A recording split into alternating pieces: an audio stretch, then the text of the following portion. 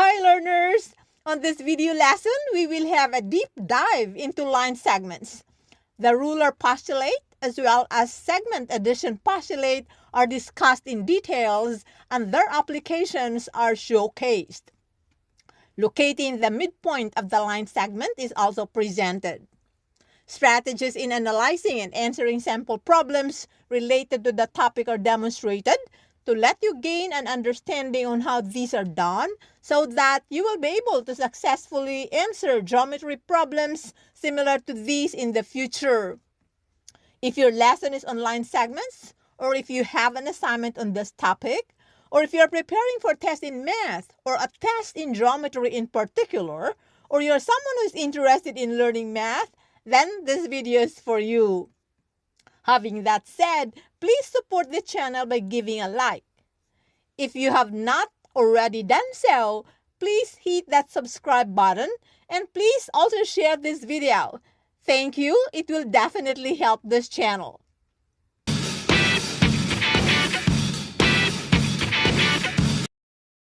In our earlier video lessons, we have described a line segment as a part of a line bounded by two endpoints and contains every point on the line that is between its endpoints.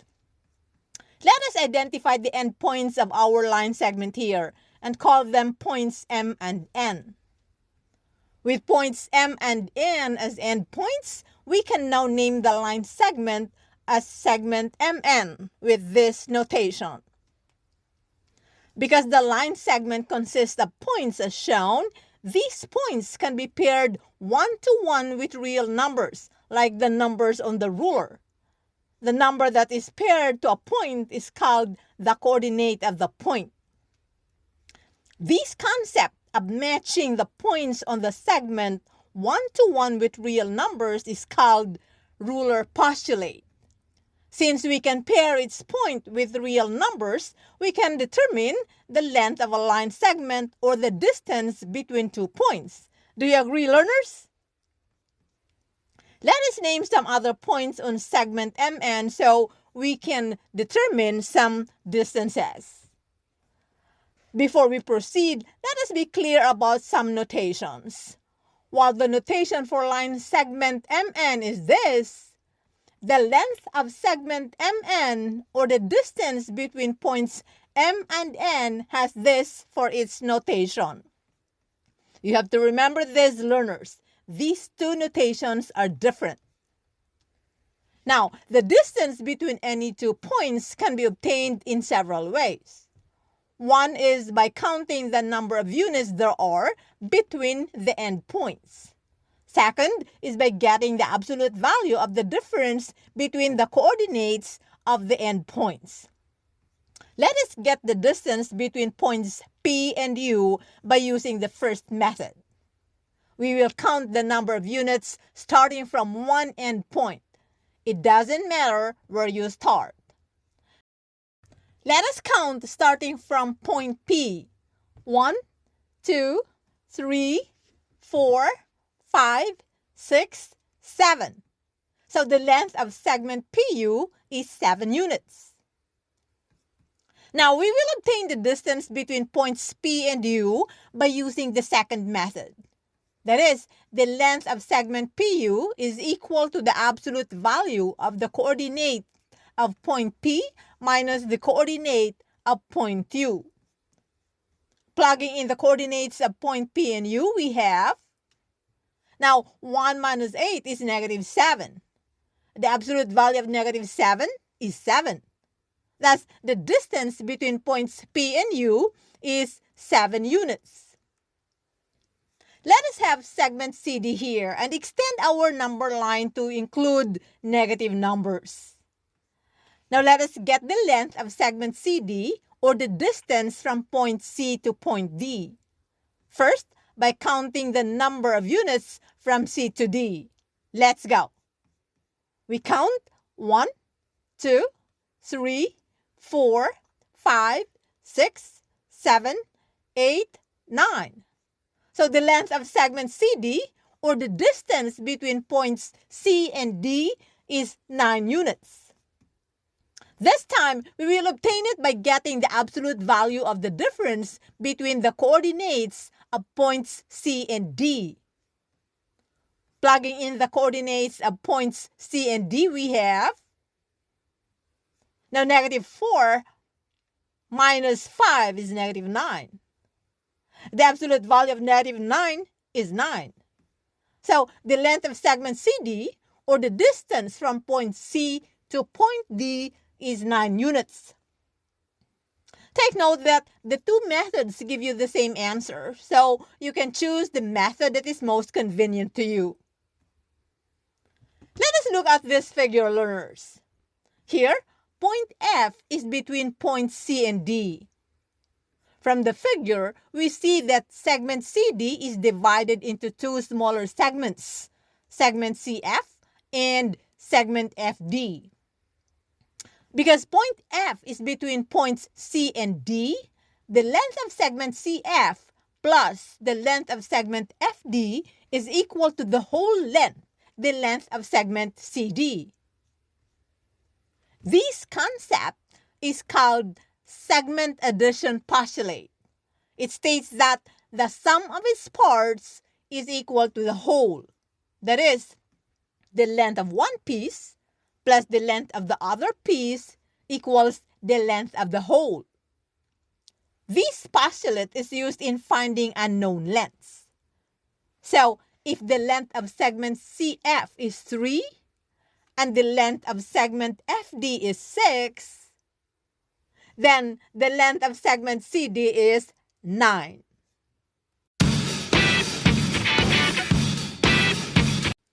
Okay, let us have sample problem 1. Here's the problem.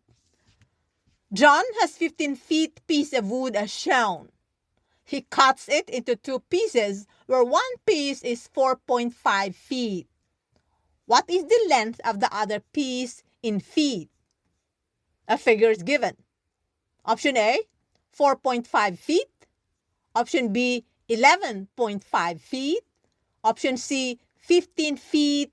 Option D, 19.5 feet.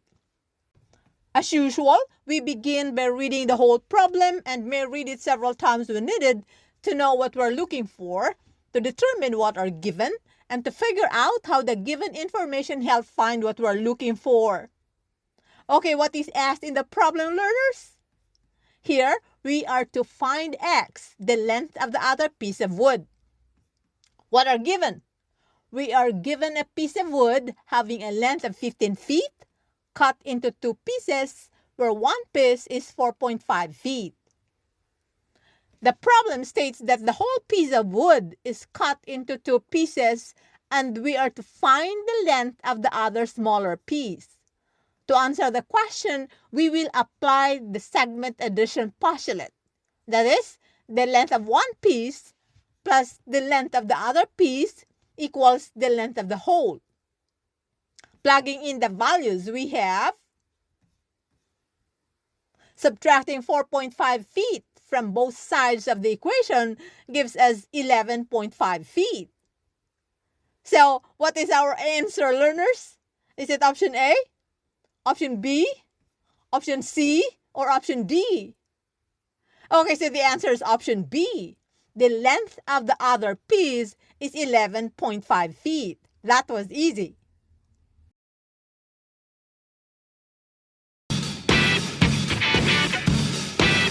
Okay, let us try sample problem 2. Here's the problem. The figure below shows point S on segment RT. If the length of segment RS is 4x, the length of segment ST is 2x plus 2, and the length of segment RT is 50, what is the value of X, the length of segment RS, and the length of segment ST? So, figures given. Option A, X is 8, the length of segment RS is 18, and the length of segment ST is 32. Option B, X is 4, the length of segment RS is 18, and the length of segment ST is 32. Option C, X is 8. The length of segment RS is 32. And the length of segment ST is 18. Option D, X is 4. The length of segment RS is 32. And the length of segment ST is 18. As usual, we begin by reading the whole problem and may read it several times when needed to know what we're looking for, to determine what are given, and to figure out how the given information help find what we're looking for. Okay, what are asked in the problem, learners? Here, we are to find three things. First, the value of X. Second, the length of segment RS. And finally, the length of segment ST. What are given? We're given a figure with algebraic expressions representing the lengths of the shorter pieces. The length of the whole segment is also given, 50. From the figure, we see that the whole piece is divided into two pieces. So we can again use the segment addition postulate. That is, the length of one piece plus the length of the other piece equals the whole. Now, the length of one piece is RS, and the length of the other piece is ST, and the whole length is RT. Plugging in the given values and algebraic expression into the equation, we have, removing the parentheses gives us 4x plus 2x plus 2 equals 50. Combining 4x and 2x gives us 6x. Subtracting 2 from both sides of the equation gives us 48. Dividing both sides of the equation by 6 gives us 8. So the value of x is 8.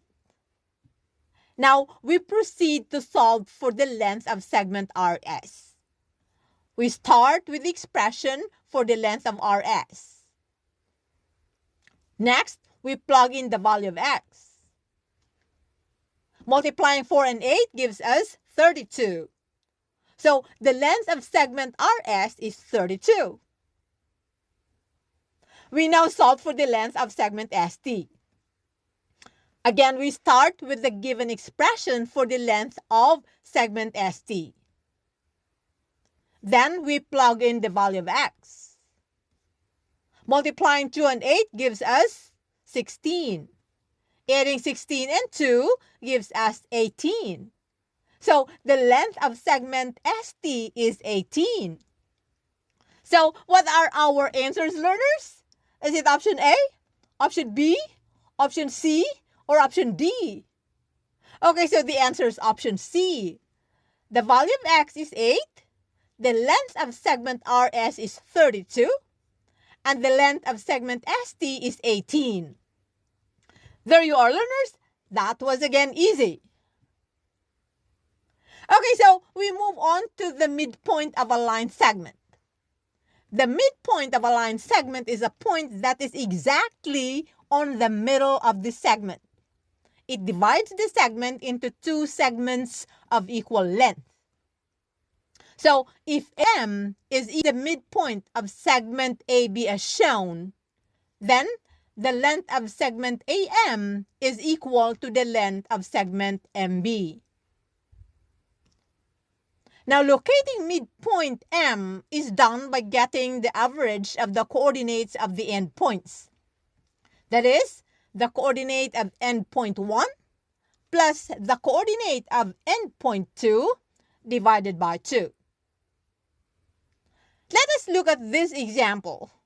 Given the figure below, locate midpoint M of segment EJ. Since we are to locate the midpoint, we will apply the formula for the midpoint. Here, we let endpoint 1 be point E and endpoint 2 be point J. Thus, we will have. Next, we plug in the coordinates of the points. Adding -3 and 4 gives us 1. Dividing 1 by 2 gives us 0.5. That's the midpoint M of segment EJ is at 1/2 or 0.5 on the number line. Now, to check if you got the correct location for the midpoint, apply the idea that the midpoint divides the segment into two segments of equal length. So, if M is the midpoint, then the length of segment EM is equal to the length of segment MJ. We will check if they are indeed equal. We can do this by counting. Let's go. From E, we count going to M. 1, 2, 3, and approximately 3.5. From J, we count going to M. 1, 2, 3, and approximately a 3.5. There you are, learners. The length of segment EM is 3.5 and the length of segment MJ is also 3.5. Thus, the location of the midpoint is correct. It is indeed at 0.5 on the number line. Okay, so let us do sample problem 3. Here's the problem. Point P is the midpoint of segment OQ as shown. The length of segment OP is 4x minus 3, and the length of segment PQ is 3x plus 5. What is the length of segment OQ? A figure is again given. Option A, 8. Option B, 29. Option C, 37. Option D, 58. As usual, we begin by reading the whole problem and may read it several times when needed to know what we're looking for, to determine what are given, and to figure out how the given information help find what we're looking for. Okay, what is S in the problem, learners? Here, we're to find the length of segment OQ, the whole segment. What are given? We're given a figure with some algebraic expressions representing the lengths of the shorter pieces. Okay, so the problem states that point P is the midpoint of segment OP. Since the midpoint divides the segment into two equal segments, then the length of segment OP is equal to the length of segment PQ. Plugging in the expression for the segments we have, now gathering the x's on one side of the equation and the numerical values on the other side of the equation, we have 4x minus 3 gives us x, while 5 plus 3 gives us 8. So x is 8. Now, we proceed by finding the length of segment OQ. Since segment OQ is the whole segment, it is then equal to the sum of the two smaller segments. Do you agree, learners? Plugging in the values of OP and PQ, we have. Now, we will plug in the value of x that we obtained earlier. Multiplying 4 and 8 gives us 42. And multiplying 3 and 8 gives us 24. Now, 32 minus 3 plus 24 plus 5 gives us 58. So, the length of segment OQ is 58. So, what is our answer, learners? Is it option A, option B, option C, or option D? Okay, so the answer is option D. Thus, the length of segment OQ is 58. That was again easy. There you are, learners. I hope that you acquired lots of learnings on this video. Let me summarize what we have learned today. We have learned that, first, a line segment is a part of a line bounded by two endpoints and contains every point on the line that is between its endpoints. Second, the Ruler Postulate states that the points on the line segment can be paired one-to-one with real numbers. Third, the Segment Addition Postulate states that the sum of its parts is equal to the whole. Fourth, the midpoint of a line segment is the point that is exactly on the middle of the segment. The midpoint divides the segment into two segments of equal length. Fifth, when solving a problem, you must read it and may read it several times when needed to know what you're looking for, to determine what are given, and to figure out how the given information helps find what you're looking for. Sixth, when a figure is given, make use of it and modify when needed. It is there to help you analyze and solve the problem. There you are, learners. Hope this video helps. That's it for now. If you have any questions,